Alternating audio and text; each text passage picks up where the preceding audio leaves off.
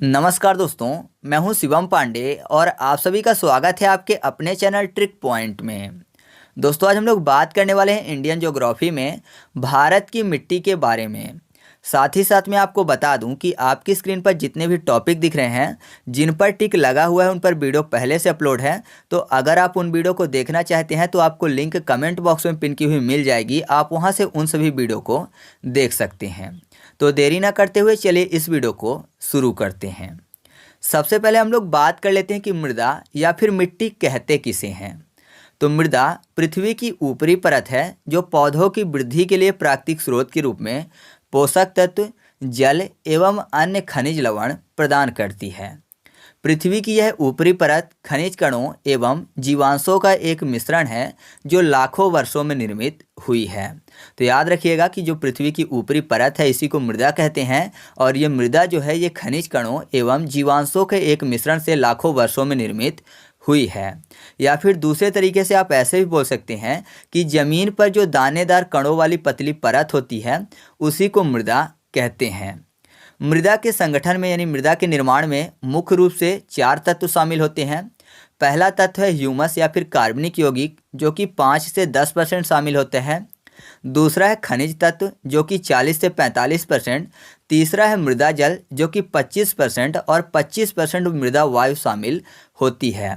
तो इनके संगठन से मृदा का निर्माण होता है। ठीक है, तो कुल मिलाकर आप ऐसे भी बोल सकते हैं कि मृदा का जो निर्माण है वो जीव जंतुओं तथा पेड़ पौधों के अवशेषों और खनिजों और गैसों तथा वायु से होता है। तो आप ऐसे भी बोल सकते हैं कि जो मृदा का निर्माण है वो मुख्य रूप से इन 4 तत्वों से होता है, जो कि मैंने आपको बता दिया कि ह्यूमस और कार्बनिक यौगिक जो है वो 5 से 10% पाया जाता है। खनिज तत्व 40 से 45% पाया जाता है। मृदा जल 25% और मृदा वायु 25% पाया जाता है। मृदा में 4 अलग अलग प्रकार के कण पाए जाते हैं। पहला कण होता है सैंड यानी बालू, दूसरा है ग्रेवल यानी बजरी, तीसरा है सिल्ट यानी गाद और चौथा है क्ले। क्ले मतलब मृतिका, मिट्टी या फिर चिकने कण। तो ये 4 प्रकार के अलग अलग कण पाए जाते हैं मिट्टी के अंदर। मैं आपको बता दूं कि जो सैंड होता है वो सबसे बड़ा कण होता है। सैंड से छोटा बजरी होता है मतलब ग्रेवल होता है, और बजरी से छोटा सिल्ट और सिल्ट से छोटा क्ले होता है। मतलब मृदा के अंदर जो सबसे छोटा कण होता है वो होता है क्ले, और सबसे बड़ा जो कण होता है वो होता है सैंड यानी बालू। और मैं आपको बता दूं कि जो जितना ही छोटा कण होता है उसमें पानी सोखने की जो क्षमता होती है वो उतनी ही ज़्यादा होती है। मतलब जो क्ले है वो सबसे ज़्यादा पानी सोखता है, उसके बाद क्ले से कम पानी सोखता है सिल्ट, सिल्ट से कम पानी सोखता है ग्रेवल, और सबसे कम जो पानी सोखता है वो है सैंड मतलब कि बालू। तो याद रखिएगा जो बालू है वो सबसे बड़ा होता है लेकिन पानी सबसे कम सोखता है। जो क्ले है यानी जो मृतिका है यानी मिट्टी जो है वो सबसे छोटा कण होता है और सबसे ज़्यादा पानी यही सोखता है। ठीक है, तो इसके बारे में आप ये चीज़ याद रखिएगा। मैंने आपको यहाँ पर एक चीज़ बताया ह्यूमस, जो कि मृदा के संगठन में शामिल तत्व है। तो ह्यूमस किसे कहते हैं, तो सीधा से समझिएगा कि पेड़ पौधों और पत्तों तथा सूक्ष्म जीवों के अवघटन से जो कार्बनिक पदार्थ निर्मित होता है उसे ही ह्यूमस कहते हैं। जो ह्यूमस होता है ये गाढ़ा भूरा या फिर काले रंग का कार्बनिक पदार्थ होता है जो मिट्टी में नमी बनाए रखने का कार्य करता है। और याद रखिएगा कि अलग अलग प्रकार की मिट्टी में इसकी जो मात्रा होती है वो अलग अलग प्रकार की होती है। यानी जो ह्यूमस है इसकी मात्रा अलग अलग प्रकार की मिट्टियों में अलग अलग पाई जाती है। भारतीय कृषि अनुसंधान परिषद ने भारत की मिट्टी को रंग एवं संरचना के आधार पर 8 भागों में बांटा है। तो जो भारत की मिट्टी है इसको 8 भागों में बांटकर पढ़ा जा सकता है। पहला है जलोढ़ मिट्टी, दूसरा है लाल या पीली मिट्टी, तीसरा है काली मिट्टी, चौथा है लेटेराइट, पांचवा है लवणी या क्षारीय मिट्टी, छठवां है मरुस्थलीय या शुष्क मिट्टी, सातवां है पर्वतीय या वनीय मिट्टी, और लास्ट है पीट या फिर जैविक मिट्टी। तो भारत की मिट्टी को इन 8 भागों में बांटा गया है। तो एक एक करके हम लोग सभी मिट्टी के बारे में डिटेल में चर्चा कर लेते हैं। सबसे पहले हम लोग बात कर लेते हैं जलोढ़ मिट्टी की। जो जलोढ़ मिट्टी है इसके अन्य नाम हैं कांप मृदा, कछारी मिट्टी या फिर दोमट मिट्टी। यानी जो जलोढ़ मिट्टी है इसको कांप मिट्टी के नाम से भी जाना जाता है, कछारी मिट्टी के नाम से भी जाना जाता है और दोमट मिट्टी के नाम से भी जाना जाता है। यह मिट्टी मुख्यतः हिमालय से निकलने वाली नदियों के द्वारा लाए गए अवसादों के निक्षेपों से या सागर द्वारा पश्चिम गमन के उपरांत छोड़े गए गाद से बनी है। यहाँ पर एक शब्द लिखा हुआ है सागर द्वारा पश्च गमन। पश्च गमन का मतलब क्या होता है? गमन का मतलब जाना होता है और पश्च मतलब पीछे, मतलब पीछे जाने के कारण। जो सागर है जब थोड़ा सा पीछे हट जाते हैं तो उसमें जो गाद जमा होती है उसके कारण भी इस मिट्टी का निर्माण होता है। इसके जो मुख्य रूप से स्रोत हैं वो आपको उत्तर के विशाल मैदान में मिल जाएंगे, भारत के जो तटीय मैदान है वहाँ पर मिल जाएंगे, प्रायद्वीपीय भारत के नदी बेसिन व डेल्टाई भाग में मिल जाएंगे।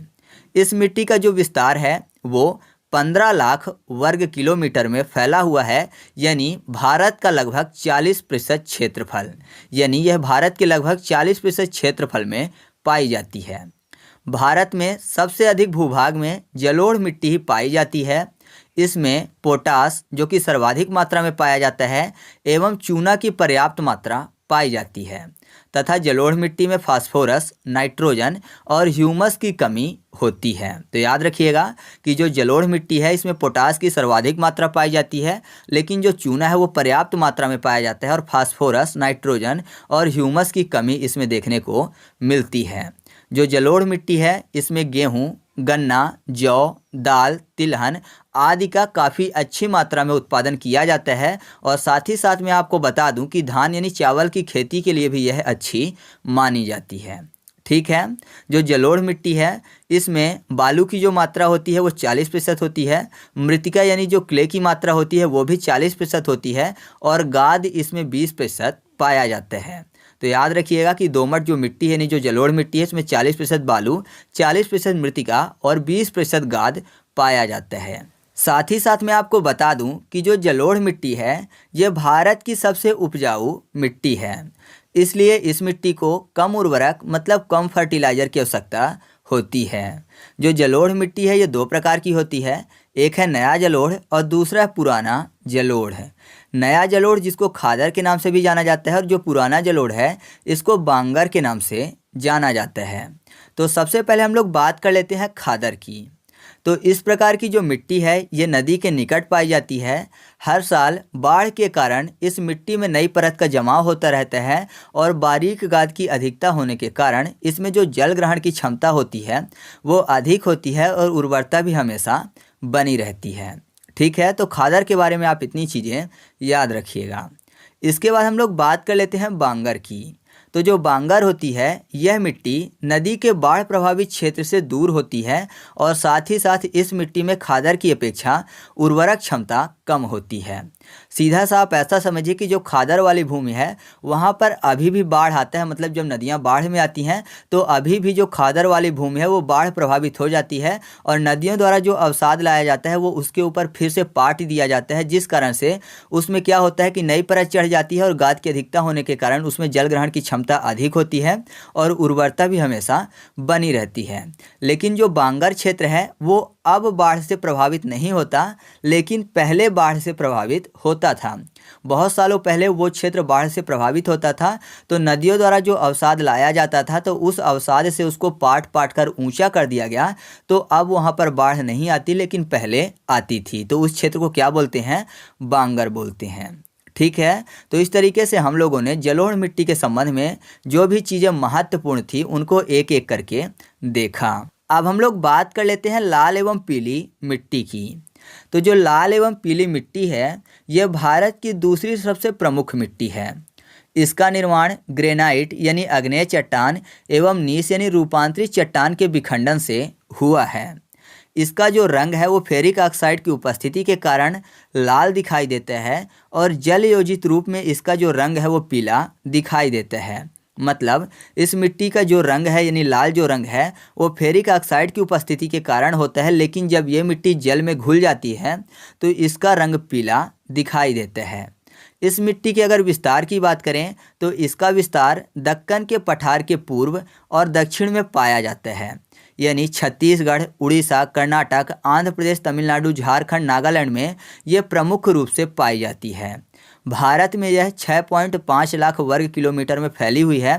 लेकिन अगर आपसे पूछा जाता है कि लाल एवं पीली मिट्टी सबसे ज़्यादा कहाँ पाई जाती है, तो याद रखिएगा कि जो लाल एवं पीली मिट्टी है यह सबसे ज़्यादा तमिलनाडु और आंध्र प्रदेश में पाई जाती है। इस मिट्टी में लोहा एवं सिलिका की मात्रा की अधिकता होती है तथा चूना, नाइट्रोजन एवं पोटास की कमी इसमें देखने को मिलती है। और मैं आपको बता दूं कि जो लाल एवं पीली मिट्टी है यह बाजरा, आलू, फल एवं मोटे अनाजों की खेती के लिए उपयुक्त मानी जाती है। मतलब इसका उत्पादन यहाँ पर सबसे ज़्यादा होता है। ठीक है, तो याद रखिएगा जो लाल एवं पीली मिट्टी है वो बाजरा, आलू, फल एवं अन्य मोटे अनाजों के लिए उपयुक्त है। तो इस तरीके से लाल एवं पीली मिट्टी के संबंध में जो भी चीज़ें महत्वपूर्ण थी उनको हम लोगों ने देखा। अब हम लोग बात कर लेते हैं काली मिट्टी के बारे में।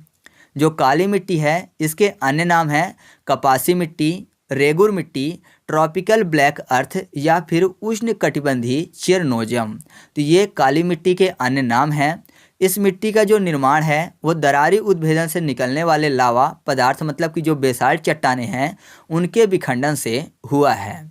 यह मिट्टी भारत में थर्ड प्रमुख मिट्टी है। दूसरी जो प्रमुख मिट्टी है वो है लाल मिट्टी, और सबसे ज़्यादा मिट्टी कौन सी पाई जाती है भारत में, तो वह है जलोढ़ मिट्टी। तो तीसरी मिट्टी के रूप में जो प्रमुख मिट्टी है वो काली मिट्टी है। इसका विस्तार महाराष्ट्र के दक्कन ट्रैप के उत्तरी पश्चिम भाग में हुआ है। इसके अलावा पश्चिमी मध्य प्रदेश, उत्तरी कर्नाटक, उत्तर पश्चिम तमिलनाडु, दक्षिण पूर्व राजस्थान, आंध्र प्रदेश व तेलंगाना का जो पठार है और साथ ही साथ छोटा नागपुर के राजमहल के पर्वतीय क्षेत्र में इस मिट्टी का विस्तार पाया जाता है। यह मिट्टी भारत के 5 लाख वर्ग किलोमीटर में फैली हुई है। साथ ही याद रखिएगा कि इस मिट्टी को स्वतः जुताई वाली मृदा भी कहा जाता है, क्योंकि जब यह मिट्टी शुष्क हो जाती है तब इसमें बड़ी बड़ी दरारें पड़ जाती हैं और उन दरारों को देखकर ऐसा लगता है जैसे इसकी जुताई स्वयं ही हो गई हो। इस कारण से इसको स्वतः जुताई वाली मृदा भी कहा जाता है। इस मिट्टी में जल धारण करने की जो क्षमता है वो अधिक होती है, क्योंकि यह मिट्टी बहुत ही महीन मृत्तिका से बनी होती है। मैंने आपको वीडियो की स्टार्टिंग में ही बताया कि जो मृत्तिका यानी जो क्ले है इसमें जल धारण करने की क्षमता अधिक होती है। तो जो काली मिट्टी है वो और ज़्यादा महीन मृत्तिका से बनी है, तो जाहिर सी बात है कि काली मिट्टी में जल धारण करने की जो क्षमता होगी वो दूसरी मिट्टी की अपेक्षा सबसे ज़्यादा होगी। साथ ही साथ मैं आपको बता दूं कि जो काली मिट्टी है इसमें एल्युमिनियम, चूना, मैग्नीशियम की अधिकता एवं नाइट्रोजन, फास्फोरस और जैव पदार्थों की कमी पाई जाती है। साथ ही ह्यूमस, एल्युमिनियम, लोहा एवं टाइटेनी फेरल मैग्नेटाइट यौगिक की उपस्थिति के कारण इसका जो रंग है वो काला रहता है। तो याद रखिएगा कि ह्यूमस, एल्युमिनियम, लोहा एवं टाइटेनी फेरल मैग्नेटाइट यौगिक की उपस्थिति के कारण इस मिट्टी का रंग काला होता है। ठीक है, और ये जो मिट्टी है यानी जो काली मिट्टी है ये कपास की खेती के लिए काफ़ी ज़्यादा उपयुक्त है। इस कारण से इस मिट्टी को काली कपासी मिट्टी के नाम से भी जाना जाता है। इसके अलावा आप ये याद रखिएगा कि जो काली मिट्टी है इसको उत्तर प्रदेश में करेल के नाम से जाना जाता है, और काली मिट्टी जो है वो गन्ना, गेहूं, प्याज और फल के लिए भी काफ़ी ज़्यादा उपयुक्त मानी जाती है। ठीक है, तो काली मिट्टी के संबंध में आपको ये चीज़ें याद रखनी है। इसके बारे में आप एक चीज़ और नोट कर लीजिएगा कि भारत में सभी मिट्टियों में जैविक पदार्थों की कमी पाई जाती है, लेकिन काली मिट्टी में कुछ मात्रा में जैविक पदार्थों की उपस्थिति भी होती है। मतलब दूसरे मिट्टियों की अपेक्षा काली मिट्टी में कुछ मात्रा में जैविक पदार्थ पाए जाते हैं। ठीक है, इसके बाद हम लोग बात कर लेते हैं लेटेराइट मिट्टी की। जो लेटेराइट मिट्टी है इसका अन्य नाम है मखरली मिट्टी। यह भारत में 1.2 लाख वर्ग किलोमीटर में पाई जाती है। इसका निर्माण मानसून जलवायु की आर्द्रता एवं शुष्कता के क्रमिक परिवर्तन के परिणाम स्वरूप उत्पन्न परिस्थितियों में होता है। इस मिट्टी में चूना, नाइट्रोजन और ह्यूमस की कमी पाई जाती है और साथ ही साथ लौह अयस्क और एल्युमिनियम की अधिकता पाई जाती है। लौह अयस्क की उपस्थिति के कारण इस मिट्टी का जो रंग है वो लाल दिखाई देता है, और साथ ही साथ मैं आपको बता दूं कि यह जो मिट्टी है ये सूखने के बाद कड़ी और पथरीली हो जाती है। इस कारण से इसका प्रयोग ईंटों को बनाने में किया जाता है। ईंट मतलब ब्रिक्स की बात हो रही है जिसको घर के निर्माण में उपयोग किया जाता है। तो ये सूखने के बाद काफ़ी ज़्यादा कड़ी व पथरीली हो जाती है। इस कारण से इस मिट्टी का जो प्रयोग है वो ईंटों को बनाने में किया जाता है। और याद रखिएगा कि यह जो मिट्टी है ये कर्क रेखा और मकर रेखा के बीच स्थित राज्यों में पाई जाती है। तो भारत में यह कर्नाटक, केरल, तमिलनाडु, महाराष्ट्र, उड़ीसा, पश्चिम बंगाल और पूर्वी मेघालय में पाई जाती है। और इसके अलावा मैं आपको बता दूं, जो लेटेराइट मिट्टी है यह चाय, कॉफ़ी, काजू और गन्ना के लिए काफ़ी ज़्यादा उपयुक्त है। मतलब चाय, कॉफ़ी, गन्ना, काजू ये काफ़ी ज़्यादा मात्रा में उत्पादित किए जाते हैं लेटेराइट मिट्टी में। ठीक है, तो इस तरीके से हम लोगों ने लेटेराइट मिट्टी के संबंध में जो भी चीज़ें महत्वपूर्ण थी उनको देखा। अब हम लोग बात कर लेते हैं लवणीय या फिर क्षारीय मिट्टी की।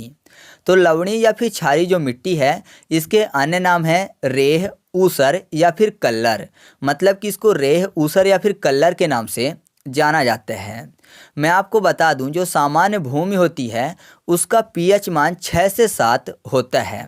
सामान्यतः जो फसलें होती हैं वो भी इसी पीएच वैल्यू में उगती हैं, लेकिन मान लीजिए कहीं की भूमि है उसका पीएच मान 7.2 से कम है तो उसको बोलेंगे अम्लीय या फिर लवणीय मिट्टी। लेकिन अगर कोई भूमि है उसका पीएच मान 7.2 से अधिक है तो वहाँ की जो भूमि होगी उसको क्षारीय मिट्टी बोलेंगे। इसके अलावा जो क्षारीय होता है इसको कम करने के लिए जिप्सम का प्रयोग किया जाता है। मतलब क्षार को कम करने के लिए जिप्सम का प्रयोग किया जाता है। और अगर अम्ल को कम करना हो मिट्टी में तो चूने का प्रयोग किया जाता है। जो अम्लीय मिट्टी होती है ये ज़्यादा वर्षा वाले क्षेत्रों में पाई जाती है और जो क्षारीय मिट्टी होती है ये कम वर्षा वाले क्षेत्रों में पाई जाती है। जबकि जो अम्लीय मिट्टी है ये चाय के लिए बेहतर होती है, लेकिन तब जब जल निकासी अच्छा हो। मतलब जब वर्षा का पानी पूरी तरह से निकल जाए तब जो अम्लीय मिट्टी है वो चाय के लिए बेहतर होती है। ठीक है, तो याद रखिएगा क्षारीय मिट्टी और अम्लीय मिट्टी के बीच में अंतर। बाकी मैंने आपको बता दिया कि अम्लीय मिट्टी को लवणीय मिट्टी भी कहते हैं। इसके अलावा मैं आपको बता दूं कि जब मिट्टी में नमक की मात्रा बढ़ जाती है तो मिट्टी लवणीय हो जाती है। और ये जो नमक की मात्रा है ये क्यों बढ़ती है, तो ये खराब अपवाह तंत्र और शुष्क जलवायु के कारण बढ़ जाती है। लवणीय या फिर क्षारीय मिट्टी में सोडियम, कैल्शियम, पोटेशियम और मैग्नीशियम की अधिकता होती है और साथ ही साथ चूना व नाइट्रोजन की कमी होती है। इस प्रकार की जो मिट्टी है ये सबसे ज़्यादा गुजरात में पाई जाती है। इसके अलावा पंजाब, हरियाणा, पश्चिमी राजस्थान, केरल तट और सुंदरवन के क्षेत्र में भी यह मिट्टी पाई जाती है। यह जो मिट्टी है ये बरसीन, धान, गन्ना, अमरूद, आंवला और जामुन के लिए उपयुक्त है। तो लवणीय और क्षारीय मिट्टी के संबंध में आप इतनी चीज़ें याद रखिएगा। ठीक है, इसके बाद हम लोग बात कर लेते हैं मरुस्थली व शुष्क मिट्टी की। यह मिट्टी लाल रंग की बलुई मिट्टी होती है। इसमें नमक की मात्रा अधिक पाए जाने के कारण ह्यूमस व नमी की कमी होती है। इसमें लोहा व फास्फोरस की अधिकता होती है तथा नाइट्रोजन व ह्यूमस की कमी होती है। इसका जो विस्तार है वो पश्चिमी राजस्थान में सबसे ज़्यादा, साथ ही साथ सौराष्ट्र और कच्छ और हरियाणा में पाया जाता है। यह जो मिट्टी है, मतलब जो मरुस्थली या शुष्क मिट्टी है, ये मोटे अनाज के लिए काफ़ी ज़्यादा उपयुक्त है। तो मरुस्थली और शुष्क मिट्टी के संबंध में आपको इतनी चीज़ें याद रखनी है। इसके बाद हम लोग बात कर लेते हैं पर्वतीय या फिर वनीय मिट्टी की। जो पर्वतीय या वनीय मिट्टी है ये हिमालय के पर्वतीय क्षेत्रों में इस तरह की जो मृदा है वो काफ़ी ज़्यादा पाई जाती है। इस मिट्टी में जीवाश्म की अधिकता होती है और साथ ही साथ पोटास, फास्फोरस और ह्यूमस की कमी होती है। पहाड़ी ढालों में पाए जाने के कारण इस मिट्टी में जो बागानी कृषि है जैसे चाय, कहवा, मसाला ये काफ़ी ज़्यादा अच्छी की जाती है। लेकिन इस मिट्टी की एक समस्या है वो है अपर्दन। यानी जो पर्वतीय मिट्टी है इसका सबसे ज़्यादा अपर्दन किया जाता है। तो याद रखिएगा जो पर्वतीय मिट्टी है ये बागानी कृषि के लिए सबसे अच्छी होती है, लेकिन ये अपर्दन की समस्या से काफ़ी ज़्यादा प्रभावित होती है। तो पर्वतीय और वनीय मिट्टी के संबंध में आपको इतनी चीज़ें याद रखनी है। इसके बाद हम लोग बात कर लेते हैं पिट मृदा की। जो पिट मृदा है इसको पिटमय मृदा, दलदली मृदा या फिर जैविक मृदा के नाम से जाना जाता है। यह भारी वर्षा व उच्च आर्द्रता वाले क्षेत्रों में पाई जाती है। साथ ही साथ यह काली, भारी व अम्लीय होती है। यह केरल के अलप्पुझा जिला, उत्तराखंड के अल्मोड़ा, सुंदरवन के डेल्टा व अन्य निचले डेल्टाई क्षेत्रों में पाई जाती है। इसके बारे में आप ये चीज़ याद रखिएगा कि जो पिट मृदा होती है इसमें जीवाश्म की काफ़ी ज़्यादा प्रचुरता होती है। मतलब जो जीवाश्म है वो काफ़ी ज़्यादा प्रचुर मात्रा में इसमें पाया जाता है। तो पिट मृदा के बारे में आपको इतनी चीज़ें याद रखनी है। तो इस तरीके से हम लोगों ने भारत की मिट्टी के संबंध में जो भी चीज़ें महत्वपूर्ण थी उनको देखा। अब दो चीज़ें आपको और याद रखना है कि मृदा अपरदन व उसके दुष्परिणामों व नियंत्रण हेतु 1953 में केंद्रीय मृदा संरक्षण बोर्ड का गठन किया गया था। इसके अलावा मरुस्थल की समस्या के अध्ययन के लिए जोधपुर में central arid zone research institute यानी काजरी की स्थापना की गई है। तो आपको ये चीज़ें भी इसके संबंध में याद रखनी है, ठीक है। तो इस तरीके से अपना वीडियो कंप्लीट हुआ। आपको वीडियो कैसा लगा कमेंट करके बताना है। साथ ही साथ अगर आप इसका फुल MCQ टेस्ट सॉल्व करना चाहते हैं तो टेलीग्राम पर जाकर सर्च करिएगा ट्रिक पॉइंट क्विज और ग्रुप को ज्वाइन कर लीजिएगा।